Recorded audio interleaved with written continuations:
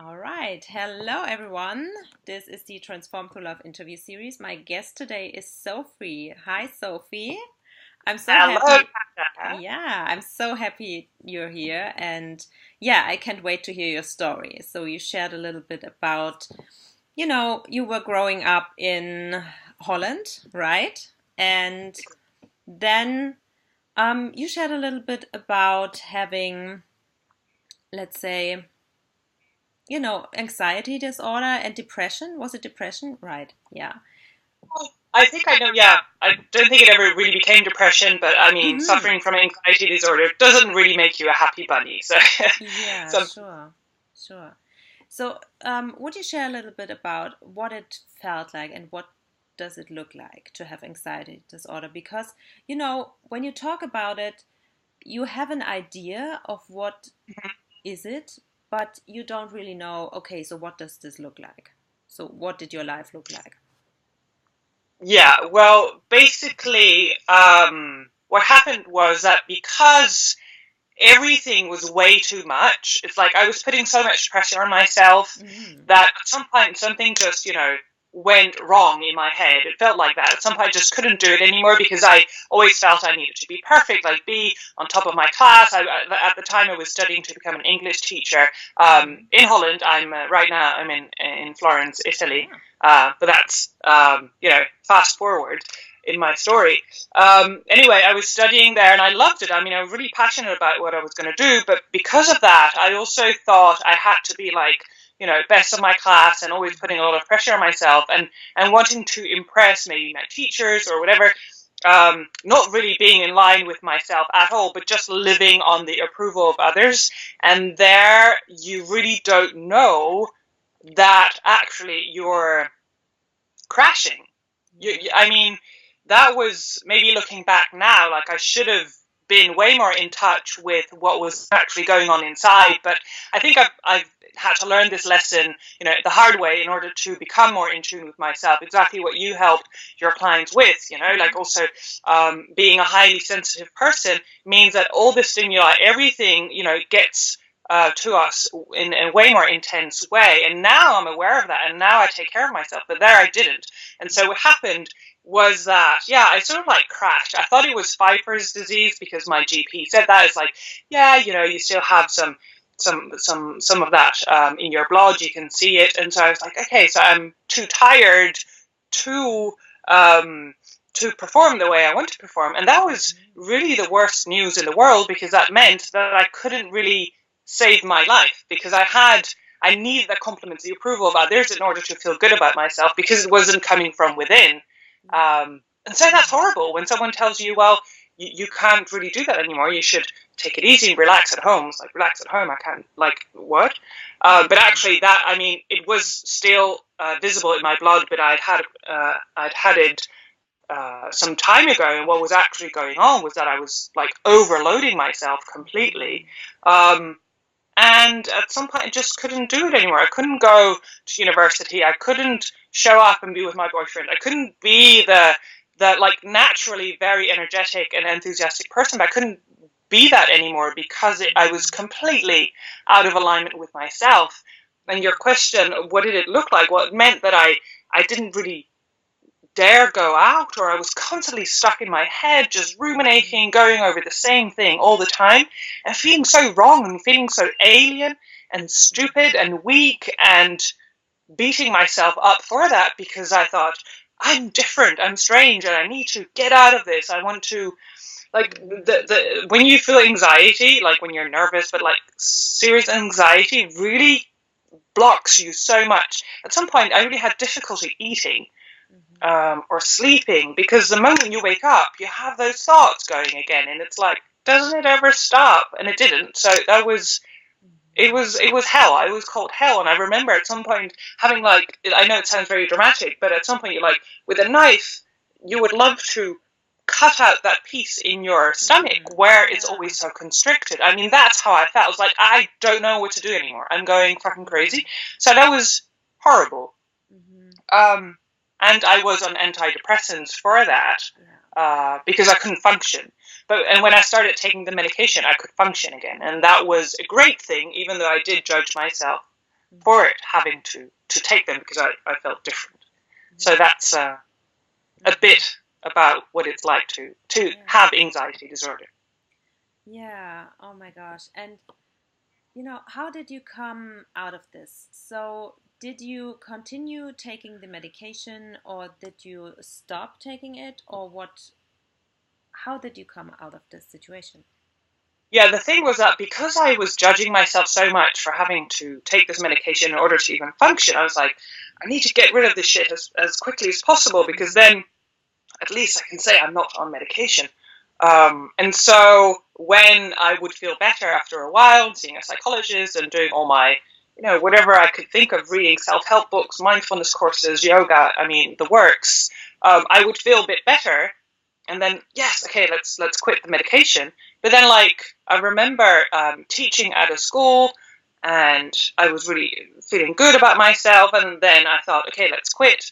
But then, because of the holidays, the summer holidays, there was nothing. I couldn't focus on anything besides myself. And there it struck again. And I remember looking at myself in the mirror and going like, this is not happening again. Because you feel yourself sliding away back into that anxiety, back into the irrational thoughts, into that world that doesn't really exist, but still you're in there and you can't help but be there. Because you go around in circles and it's the only way or you're able to function because you're not in touch with reality anymore. So I was on and off medication for like three times. I think I quit, and every time it came back, I felt so defeated because again I felt so stupid for having to take them, until one day, because I was doing the mindfulness course, I was reading Wherever You Go, That's Where You Are by John Kabat-Zinn, and there was this chapter on self-compassion, and it said, why would you make life harder for yourself than it already is? And then it clicked. I was like, why am I putting myself through this? I mean, these pills exist. I'm not wrong for having this condition. I mean, it's just the way it is. So why should I make it even harder? And so that's when I decided to get back onto medication. That's the longest period I was on it, because it was a gift to myself. And that was already a great step. And that allowed me to really see, okay, what is it that lights me up, what I really like. And I decided to stop studying because in Holland, it's like I studied at teacher training college and I got that degree. And then I went on to university, academic studies, which isn't my thing. I'm very practical. I'm like, give me a group of kids, teenagers, and I love working with people. So I decided to stop working at studying at university. I got a job. Great. And then my next step in my development was picking up the book by Louise Hay, You Can Heal Your Life. And that changed things around for me massively as well, because instead of saying, this is not happening anymore, this is not happening again to myself in the mirror, I said, I love you. I learned how to say, I love you to myself in the mirror. And again, that's what you're all about as well. So I'm happy to be able to share this story, and not, it's because it's so powerful. It all starts with that. Absolutely. Yeah. And I get chills when you say that, because I feel a lot of people start with this exercise, becoming aware of yourself and telling yourself, I love you, because we never learn this. And it's weird. Still, when I tell people, or when I now say it, my mind goes, "It's really weird. Did you say that you love yourself?" And it still comes up, but I know that that's the key, and it's not about being vain or arrogant or whatever. It's just really connecting with yourself and wanting the best for yourself and listening to yourself. Absolutely. And I feel for a lot of people, they don't even hear "I love you" from their parents. And then say it to yourself is such a, hard thing to do in a way. Yes. And at the same because time, so persistent. powerful. Yeah. Yeah. Oh, definitely. No, and that's also what allowed me to really connect with myself and listen to myself and know what was going on. At the time, I was in a relationship that wasn't really giving me anything, but I was just, going through the motions, and hey, you've got love, so why change? but actually wasn't happy. And I only realized that when I started saying, I love you, and which is the same thing as saying, I see you, I value you, I think you're important. What do you want? And so from then on, I realized that this wasn't really working for me. I started having more fun, going out more. And the difference just grew bigger and bigger and bigger. And at some point, we broke up. And then I had all the time and space and freedom to really, really, really do what I wanted to do. And so I asked myself, what is it that you want to do, Sophie? And Italy came into my mind. And a year later, I moved to Florence, Italy, with the original idea of moving here having an experience here for 5 months and then going to Australia. But 7 years later, I'm still here and feeling very, very different. And actually, that move, actually doing that and feeling so fulfilled and so, at the right place. This is, for me, the place to be. This is where I flourish. I always say that I flourish in Florence. And feeling so filled up by that, actually on my second birthday here, I decided to give myself the gift of stopping taking these pills, the medication, and I haven't needed them ever since, and I don't believe I ever will again. So that's my message. When you follow your dream, you can heal whatever you're suffering from, whether it's depression, anxiety, I think even food problematics or whatever. It all comes back to that, like being true to yourself, following your dream, get the courage to do it, and just do it. I mean, you only have one life. Yeah. Just why would you waste it being in a place that you don't like in every sense, relationship, job, country? And so that's what I help my clients with as well. I have a program that's even called Take the Leap. It's all about take the leap, go for your dreams. Great. Yeah, so tell me a little bit more. How did you become a coach? So did you just, wake up one day and say, oh, okay, so I went through this whole thing and now I want to, work with other people who go through similar, who are in a similar situation? Or what was it like? Well, actually, I started out here as a freelance English teacher on my bike, going from left to right, teaching everywhere in companies, at home, online, everywhere. And I have a very low tolerance for being uncomfortable. And that's the flip side of following your dreams and being in touch with what you really want. It means that many things you're doing that you maybe don't really like, or when you get uncomfortable, you want to change because you just don't tolerate that anymore. Yeah. So I did enjoy the teaching for a long time, but after 3.5 years, I got bored with it and looking for a new challenge. And then I actually became a writer and I started working for a Dutch blog on Italy, which was also a really cool experience. But then I got a bit fed up with that as well. And then you're like, oh no, I've made I've already made a big career move. What am I going to do now? What is it that I really, really want? And it was at Christmas when I was back home and I was sitting at the sofa with my mum talking about, so what next? And she said, well, you've always been so interested in self-development, psychology and everything. I mean, for me personally, because of my own journey. And I, as far as I can remember, I've always thought very deeply about life, even being a little girl. Yeah. She's like, why don't you do something with self-development? And why don't you become a coach? And the moment she said that, something happened. I was on fire. I was like, ooh, I've never felt this before. It was yes. And weird because, like I said, it was new, but I just knew that this was what I was supposed to do. And yes, it was working with people, which I love. It's both teaching and guiding and facilitating growth and because of my story, I think I'm also credible because I think it's different from saying hey, yeah, you should do this and this and this. Yeah, but who are you to tell me what to do? Even though as coaches, we guide our clients and we ask questions, but still the way you present yourself. Well, I come from a place where I know what it's like to feel really, really, really crap and to want to get out of it. And so, when my mum said that, I was like, yeah, that's what I need to do. And the universe, in the beautiful way it works, provided me with the funding, because my dad at that point decided to give both my sister, my brother, and my brother the funds to pay off their student loans, which I didn't have, and so I could use that money to invest in new studies. And so I did, and I did a course in acceptance and commitment training in Holland, which was beautiful. A very fun approach to therapy training, coaching, and then in Italy I did a course to become a coach, and it was a course in Italian. So that was a massive challenge for me as well. Yes.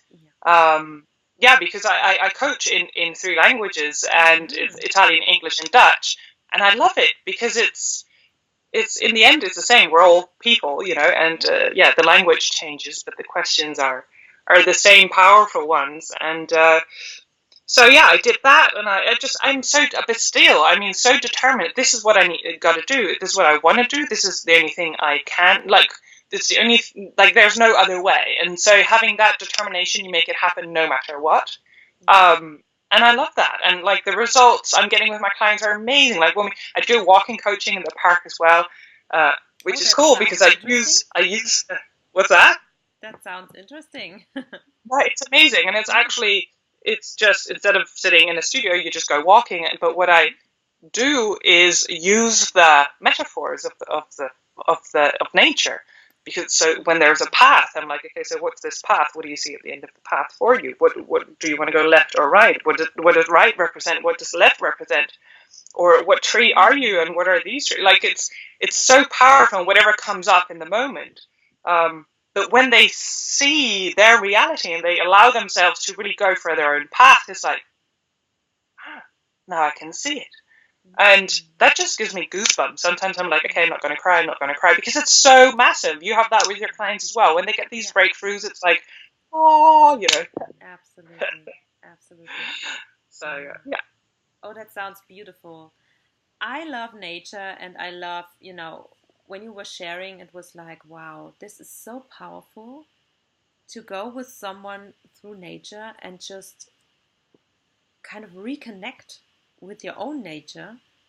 Yes. It's beautiful. Wow. It is powerful. And actually, I mean, you should try it if you have local clients as well. Just go, even walking along the river or whatever. What's so powerful about it as well is that you don't need to look each other in the eye all the time, which can be intimidating, and it can also be distracting. So what's beautiful is that you walk alongside of each other, and then, you can just let your thoughts run freely, and that's gorgeous as well. When I have a coaching call with my own coach, I never look her in the eye. I'm always just looking wherever, because I need to follow my own train of thought. I can relate. Yeah, absolutely. Oh, that sounds great. And you are doing some really great things. So I'm following you, on Facebook, etc. So I see what you're doing.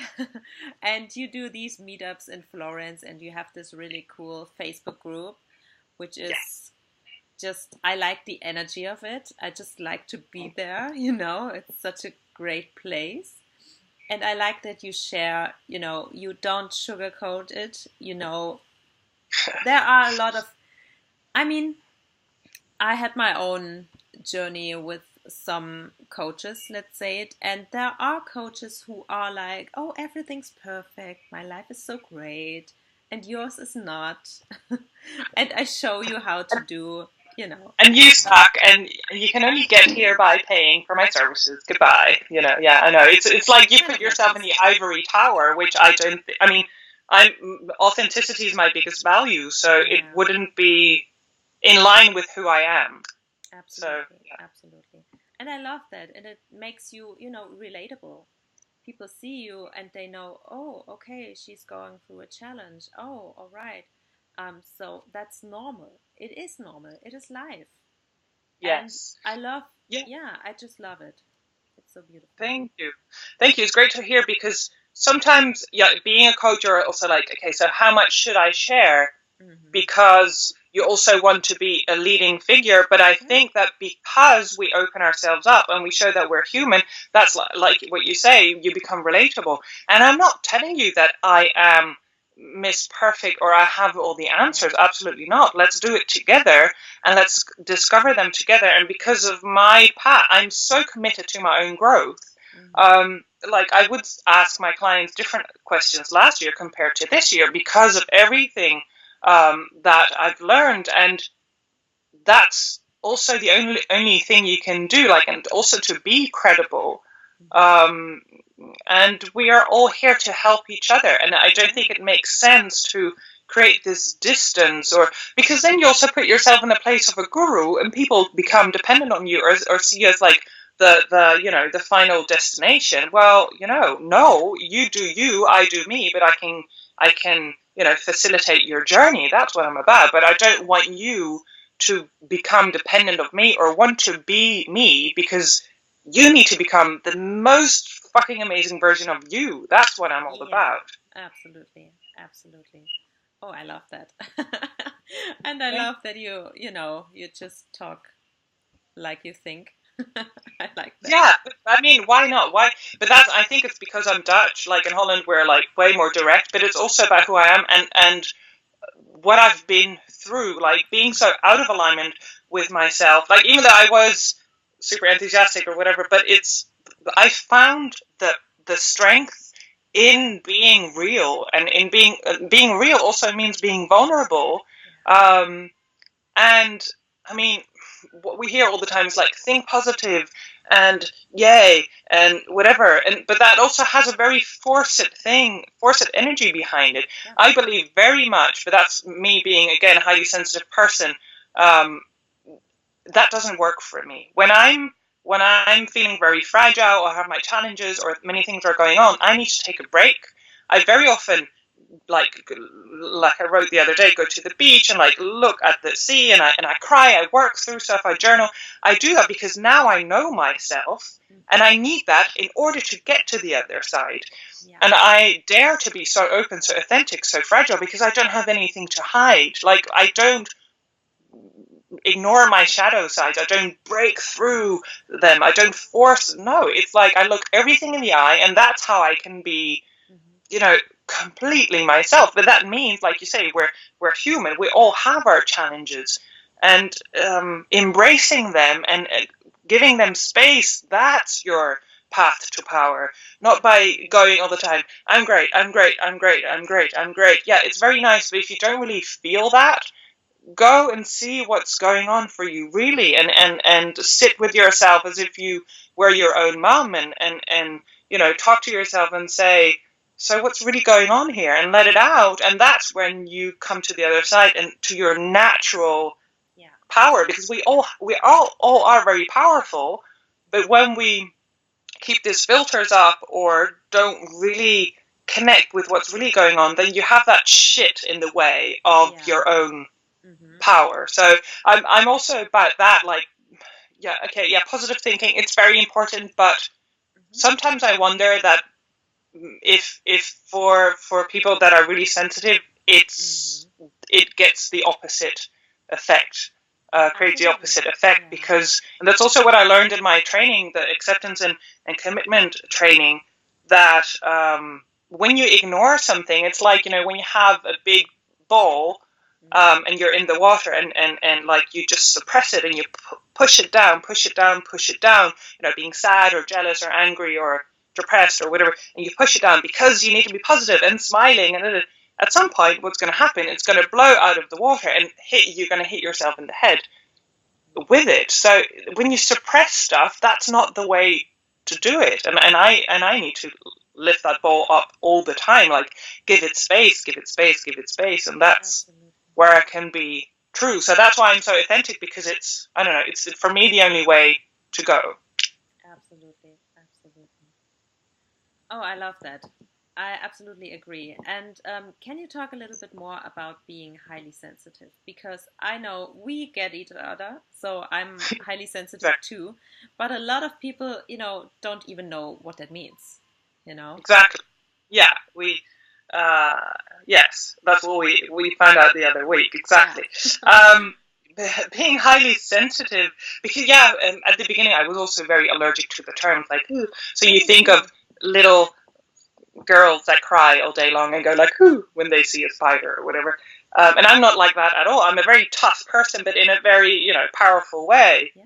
But to me, being highly sensitive means that there are loads of stimuli around you on a daily basis, and they can overwhelm you very easily, both from the outside, lights, sounds, people, smells, everything, but also from the inside. So my internal world is very, very lively. I'm one of the rare cases, like Elaine, what's her name, Elaine Aron described, the highly sensitive thrill seeker. So I also need the highs very much, and I love that. That's why I live a very intense life. But it also means that, so I can feel so happy I could die, but then also maybe the low moments, I also live them very intensely. But now, because I know I can hold space for them and take care of myself in those moments, it's not a problem anymore. But I used to suppress them, and that's why my anxiety disorder came up, because I would totally ignore that side of myself, because I had to be strong and tough and cool and, always smiling and be the clown of the party. But no, I also really need to take care of all those emotions, and like I just said, like have a lot of time by myself. And so now I feel I can handle it and deal with it and embrace it, because the power of being so highly sensitive also means that I can be very much in tune with other people. Absolutely, yeah. I feel other people. I think I'm it's even, there's even this term, I don't even know how you pronounce it, but it's like clairsentient. Yes. It's like clairvoyance, that's when you see, but it's clairsentience, like it's how you feel. Yeah. When I talk to clients, or even like when I'm not in a coaching session, I can feel who you really are. Yeah. And that's also what we talked about as well. Like sometimes I help people with their messaging as well, because I know what you're about, because I feel it. It's just, I can see what is in alignment for you and what isn't. And that's maybe also why I can take loads of risks, because my intuition is very, very well developed, and I know what people to steer away from and what people to hang out with. And to me, that's very normal. But I've realized that it isn't normal for everyone, and so now I use this gift to really like get to the core of the issue, to the core of the person, and that's why I need to be direct, because that's the only way to go for it. The other week I had a session with a wonderful woman, and after 5 minutes, it was like a breakthrough session of 2 hours. After 5 minutes, we got to the core of her challenge, and she was like, But it was because I felt it. Like I wouldn't say I saw it, but it's just, to me it's normal, and that's my superpower, which used to be my biggest challenge, because I was like, oh no, when I feel so much, or when I'm so emotional, that's wrong. No, now I just use it, like I channel, I don't know, whatever, the energy, and it's amazing. I love it, and that's what makes my life so beautiful, because I now know how to use it. Yeah. Oh, that is such a great gift, because I know from my own experience, I grew up being super highly sensitive and never knowing why or what it was, or, always felt wrong in a way. And Right. then you grow up and you kind of learn ways to kind of block this intuition. Yeah. And you know what you need to do to, let's say, for me, it was like completely shutting off these feelings in a way, you know? So, yeah. And you also work with highly sensitive women, or is this a variety of? It's a variety, but it's very interesting how I do seem to attract those women. Yeah. And I never talk about it, not because I don't want to. I do share it, but it's not like I work with highly sensitive people, but my Facebook group is now called She Who Owns It, because I work with women on a mission and I want to help them believe in themselves. And it was the Power Babe tribe before, and now because I have grown, I've changed the name. And but it's funny because the Power Babe tribe speaks very much to women like us who want to be powerful. Yeah.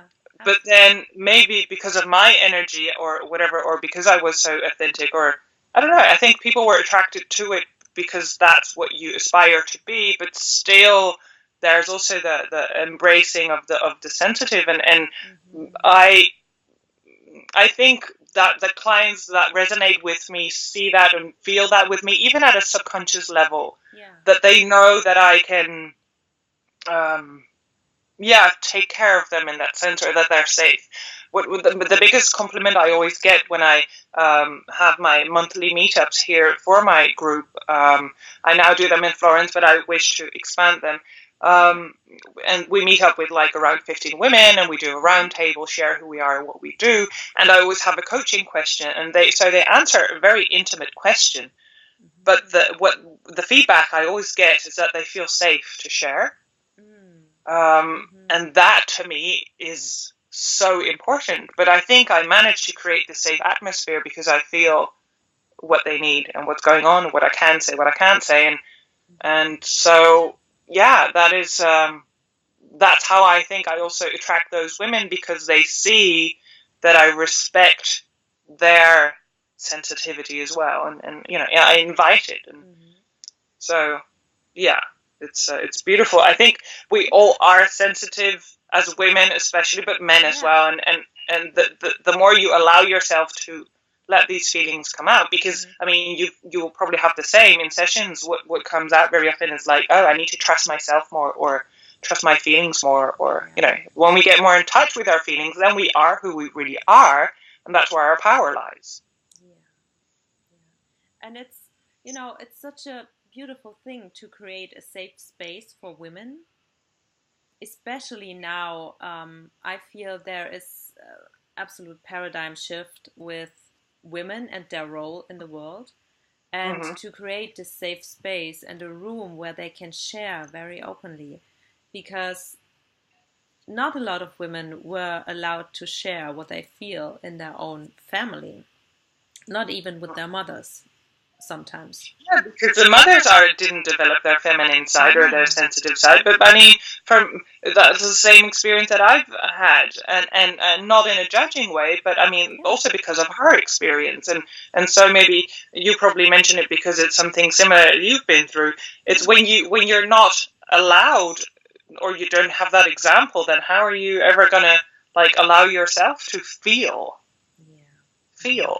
I mean, so powerful. But scary. It is. And that's where the strength lies. So this is the strength, to share your feelings, your emotions. And I feel this is a special strength that we as women have, and kind of a key that we have to the emotional side of life when we allow it. Yes, absolutely. And it's our role in the world. We're all mothers. We're all here to nurture. I'm not a mother, but I feel like we have a very nurturing role here, and through our emotions. And men need that too. I mean, we need to be women, not men. Men don't want to be with other men. They want to be with women when they are in a heterosexual relationship. Absolutely. And that is what I meant with, we have the key in a way, to guide a man to his emotions as well. Yeah. Yes. Beautiful. Okay, so tell us a little bit more about your meetups. So these are monthly, right? Yes, they are. And they are in Florence now, but like I said, I'd like to take it more global. The vision I have for myself is, being somewhere in a bigger room where even I'm on stage, and I bring these women together and they can exchange and just grow together, and then I guide them through exercises and just inspiration, but creating a safe space to meet. And now what I do is I always pick a different location, and we have snacks and drinks together. So it's a very informal thing, which I love. The other day I did a poolside coaching experience. I love, it's just, I mean, why should we as coaches just be in a studio or, only have like I combine everything I like, which is like Italy, Prosecco, fun, and then my work with women on a mission, and I bring everybody together, and then and it's also about looking good, or I tell them to wear their best outfits, and sometimes we even go out, go dancing, or they go and have dinner with each other, and so many friendships and collaborations have grown out of these meetups, and it's wonderful. I love working with groups, like the group dynamics, and it's just beautiful. And so the next step for me would be to take it to the next level. And I mean, the group has over 700 members now as we speak, and it's she who owns it, and everybody is welcome who is on a mission and wants to believe in herself a little bit more. Oh, beautiful, beautiful. That sounds great. Okay, so we covered that. Where do you hang out as well? Do you hang out on Instagram, or what do you do? Yes, and I love Instagram because it's, I don't know, it's like, it always makes me go back to when we were little and we would just like look at these books that just had pictures, picture books. So but you can still put an inspirational message there. My name on Instagram is Sophie Charlotte Coach. I'm on Facebook as Sophie Charlotte as well. People can become friends. I always love meeting new people. Facebook page, Confidence Coach Sophie Charlotte. And then I also have a website, obviously, which is lifecoachsophie.com. Oh, cool. So there are various ways to meet you. Everywhere. Oh, and also have a YouTube channel. Oh, so cool. I also do really? videos. I didn't know that. Cool. I have to check it out. I'll go and check it out after our interview. Cool. That's great. All right, Sophie, thank you so much for sharing your story. I can't wait to see what you are going to create next, because I know I just love your energy. You are so, so enthusiastic and always, I love it. Great. Yeah, well, it's the way I am. When I'm in line with myself, and it's all real, it's not fake, and that's, to me, the most important thing. Yeah, it is. All right, so thank you so much. I hope you have a beautiful day in Florence. Yes. In this beautiful city. And enjoy the summer. Yeah, you too. Thank you so much for this, and good luck. Okay, thank you. Bye.